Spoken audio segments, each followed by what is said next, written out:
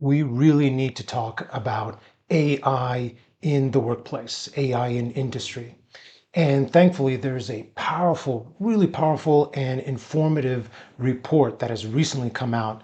Now, this is something that has come out by the Digital Education Council. The report is called AI in the Workplace 2025, Understanding Industry Needs, What Employers Expect. And this is done in collaboration with GFTN, which is the Global FinTech and Technology Network. To begin with, this is a report that comes to us, and it's a perspective of over 100 employers that is representing 4 million workers across 18 industries and 29 countries. So this is a nice overall perspective from around the world. And in the forward here, I really want to draw to your attention here before we get any further, something really powerful that they state. It says graduates entering today's workforce are expected to be AI literate, adaptable, and able to think critically in ways that complement and enhance machine intelligence. It goes on to say about how industry itself isn't just looking for technical capability. They're looking for human judgment, ethical awareness, and the ability to build on AI generated output with originality and purpose. This is really important to understand in that, yes, we need AI literacy, extremely important. Yes, we need to develop all sorts of AI skills, but that isn't enough. We can't we can't allow the students to think that, oh yeah, as long as I know how to use AI well, then I can just offload my cognitive thinking because the AI knows everything. No, this report highlights this as far as industry is looking for people that can work well with the AI and do much more with it. We need critical analysis. We need to be able to add to what the AI is bringing to us. So that's really important, and keep that in mind as I go through some of the important details that this report really brings out. And of course, there's a link here as far as where it is, where this report came from, but I'll be putting a link for this in the description as well as within the comments for you to go through, because I'm going to be hitting on the major highlights here, but there's a lot more to this report that I really suggest you go through. It's very powerful, very informative for anyone working in any industry as well as all of academia. So one of the big questions that they start off with here is that they ask, how helpful has AI been in improving your own productivity or effectiveness? Huge amount here. 63% find AI very helpful or game changing in improving productivity or effectiveness within the workplace. So yes, this is of course what I've been talking about as far as, yeah, AI is being looked at more and more by industry as a powerful tool to enhance everything, especially as they start to understand where this can be the most effective within the workforce. Different implementations, different techniques to assist with processes in different ways. So yeah, here they found 63%. So that's a huge amount. And this will continue to rise as industry starts to see the value and starts to see how they can fully implement. Another question here goes, within your organization, have you seen changes in how work is approached because of AI? Once again, lots of positive aspects here. 52% positive impact, 36% mixed impact, 12% say no impact yet, and 0%, that's interesting, 0% say that there's been a negative impact. So that's pretty enlightening in itself here, as far as 88% have either a positive or mixed impact. So that's impressive. Now, the next big one here says that, do you believe increased AI adoption in your workplace will reduce the headcount required? Meaning that they'll be able to have less employees. And yes, 72%. 72% of employers believe AI adoption will reduce headcount. That's a huge number, 72%. So what that means is that 72% of the businesses, the organizations here that got interviewed, believe that with AI, they'll be able to reduce their workforce. Now, of course, there might be some new aspects, new jobs associated with AI, but those will be much less. Now, the reason for this is that because of AI, it doesn't mean that I'm going to eliminate all the people. It just means that now I need to hire less people because one person will be able to do more, because they'll have the assistance of the AI. So keep that in mind as far as the additional skills that someone is going to have to continue to upskill with in order to be able to accomplish additional skills. And this keeps going on with some of the revelations that they have here. This is important because it asks directly here, in which roles would AI adoption lead to a reduction in headcount? And you can see how this is across the board with a lot of this. Major ones here are marketing, public relations, data, analytics, finance, engineering, operations, supply chain, logistics, human resources, business developing, all sorts of different areas here. So broad spectrum. And we have to remember that this doesn't mean that they're not going to have anybody in those places. It's not going to completely replace those sections, but it will reduce the number of people needed to be effective in those areas. So keep that in mind, because now, as an individual, where I might have, let's say, 4 people in this section, 4 people doing the marketing, well, now I might only need 2. Why? Because they can do much more, because they'll be that much more effective, that much more capable. We'll have AI agents that can assist with accomplishing all sorts of things. So that's a very powerful thing. And again, that number, as far as how many of these people in industry believe that the headcount will be reduced, the number of employees will be reduced, a giant number there of over 70%. And I think that we're starting to see this with slight increase in unemployment with the numbers recently coming out. And we're going to start to see this more and more as industry adapts and starts to realize that, oh yeah, they can save money by having an AI to help individuals do much more. Dealing with concerns associated with this, the question is, what concerns you most about how AI is reshaping work? Of course, job displacement, unemployment is number one. But then these are some other interesting ones that come up. Over-reliance on AI tools, loss of critical thinking, ethics, data privacy and security, misinformation and AI hallucination, gaps in governance and compliance. A majority of those concerns are things that we can assist with in academia. By that, I mean that we can help with addressing over-reliance if we properly train students to use AI effectively, efficiently, but again, in the right way. How do we do that? Through AI literacy. So this is, again, this is just such powerful evidence to help everyone in leadership at all levels and throughout all educational institutions to see the value of AI literacy. It's a mandate. It's needed here. You see what's happening, what's going on here. This is where academia really needs to step up and ensure that AI literacy starts to be incorporated into the curriculum.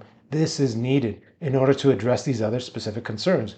And this will be continued. We'll see this more and more throughout the rest of their findings here with this. The next question is, when hiring recent graduates or early career professionals, do you expect them to know how to use AI? Overwhelmingly here, it's yes. AI proficiency is a basic expectation, 51%. Yes, but only in specific roles, 22%. No, AI skills currently not required in my organization, 13%. And again, those 13%, that the answer for no there is no, not yet, right? But then you go on, there's a 7% there that says no, we teach them. So that's only 7% out of 100. So there's a huge need for development of this. Key in on the 51%. So 51%, most of those interviewed, most of those companies fully expect that a student coming in already has AI proficiency. They're expecting that. So where are they getting that information? How is a student going to be able to have that capability? From us. We need to ensure that this is part of their teaching, meaning AI literacy for all, of course, and that should be something that is broken down into individual learning objectives, student learning objectives within different courses for general education. But this is also something specific as far as more advanced AI skills depending on your degree. Meaning, if I'm getting a business degree, then I need to learn about different AI skills, different AI tools dealing with business. If I'm going into chemistry or anything else, I need to know about those tools. What is being used in that area? What should I know about in order to be the most effective, the most efficient person for whatever degree I get? This is going to be extremely important. This already is extremely important and something that we need to continue to address in education. Continuing on with this, it asks, to what extent do you agree with the following statement? I am concerned about university graduates, ability to critically evaluate and build upon AI generated content. 53%, again, the majority. 53% of employers are concerned about graduates' ability to critically engage with AI. And I really like the way that they put this in that it says that 53% of employers express doubt about graduates' ability to critically evaluate and build upon AI generated content, highlighting a key gap between technical use and thoughtful application. A notable 41% of employers remain neutral. It suggests that employers may not have clear expectations or a strong reference point for what good AI engagement looks like. It further points to a broader challenge. In many organizations, the idea of critically engaging with AI is still loosely defined, leaving both educators and employers dealing with a moving target. Yeah, this is a difficult situation. This is something complicated in general, but it isn't, because what this is expressing here is that on top of AI skills, on top of AI literacy and advanced skills within their specific area that they're going into, it needs to be more than just my technical skills. Yes, I can use AI well, but I'm also still critically thinking. I'm also still analyzing. I'm incorporating, I'm adding to. I'm not just taking what the AI gives me and turning it in. No, I'm the vital part of this. I am the human in the loop. I am the one that knows what right looks like. I am the one that can add to, that can modify, that can adjust, that can critically evaluate this and seek additional input, modify, put things together, be creative with all these things. That's the important part. So we need to make sure that we're still developing the student at this higher capability. It's not just technical skills, but it's all of these other skills as well. And this is highlighted here in this question, which is, which of the following skills or mindsets are most important for new graduates in an AI-enabled workplace? Number one, critical and analytical thinking. Of course, that's going to be important always. Number two, ability to work with AI. Number three, communicating and storytelling. Four, adaptability and initiative, collaboration across teams, ethical awareness and judgment, data literacy, tech fluency, domain expertise. This is extremely important. And you can see there that a majority of that are all soft skills. We need to make sure that all those soft skills are still being fully pushed. It's not just about the skills of using AI, but it's still those human skills as well. Being able to properly communicate, professional communication skills, verbal, nonverbal communication, emotional intelligence, all of these things come into play, as well as the critical thinking, critical analysis. So this is all vital in order to ensure that we are properly developing those students for the realities that they will face in this AI-enabled world. And sadly, the results of this question, do you think higher education institutions are doing enough to prepare students for using AI in the workplace? Only 3%. 3% of employers believe that higher education institutions are adequately preparing students. That is a bad number. 3%, that's it.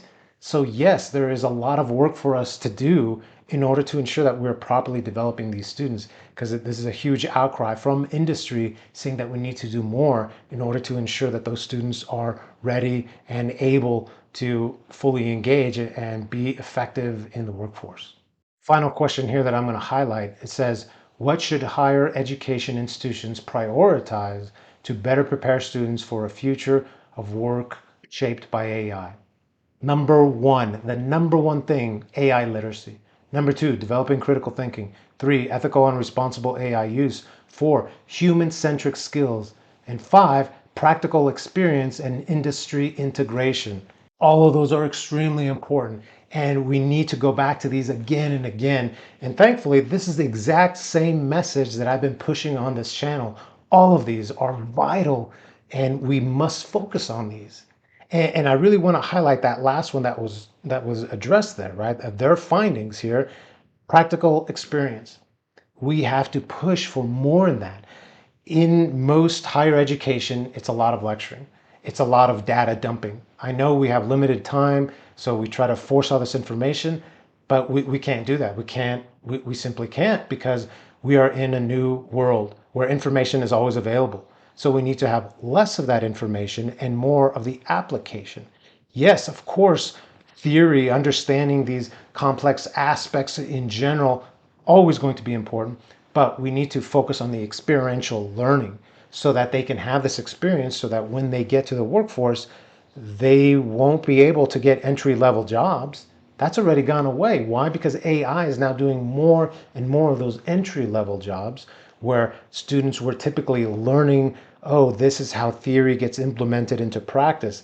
No, those are mainly going away. Why? Because AI agents are now being able to do those entry level aspects. So now we need to ensure that the student has higher level experiences so that they can go in and already do that higher level work.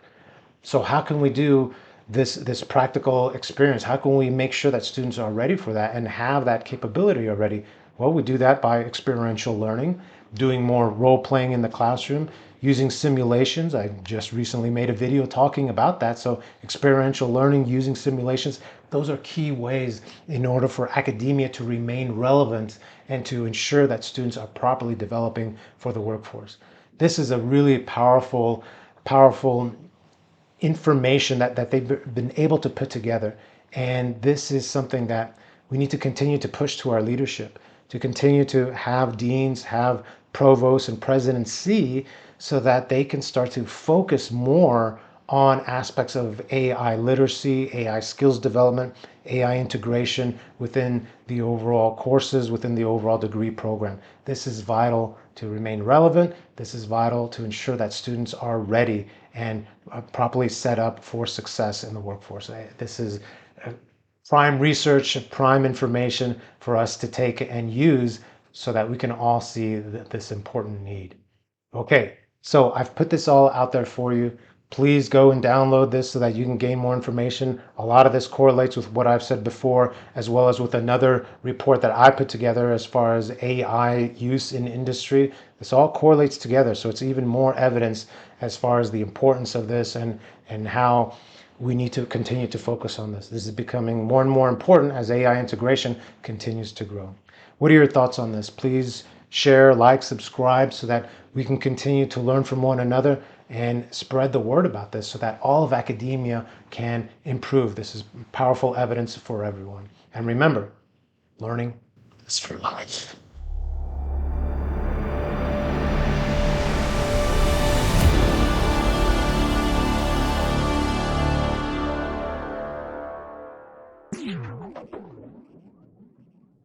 Thank you, everyone. And for additional information dealing with AI literacy, please check out my courses as well as my books dealing with this very important topic. Thank you.